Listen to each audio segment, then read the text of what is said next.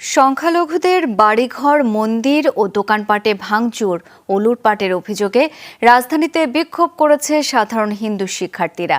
বিকালে শাহবাগ মোড় অবরোধ করে বিক্ষোভ করেন তারা। কোয়ালিটি সম্পন্ন আন্তর্জাতিক মানের steel bar CSRM committed for better steel. এ সময় তারা বলেন, দেশব্যাপী লুটপাট ও নির্যাতনের ঘটনায় বিচার বিভাগীয় তদন্ত করে দোষীদের উপযুক্ত শাস্তি দিতে হবে। সরকারি উদ্যোগে ক্ষতিগ্রস্ত গৃহ ও মন্দির সমূহ নির্মাণ করে দেওয়ারও দাবি করেন তারা।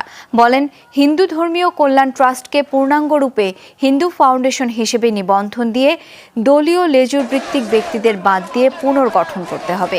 একই সাথে সরকারের সকল পর্যায়ে সংখ্যালঘুদের প্রতিনিধিত্ব নিশ্চিত করতে হবে। এছাড়া ধর্মীয় অনুষ্ঠান ও উৎসব নির্বিঘ্নে পালনের বিষয়ে উপযুক্ত নিরাপত্তা নিশ্চিতের দাবি করেন সাধারণ হিন্দু শিক্ষার্থীরা।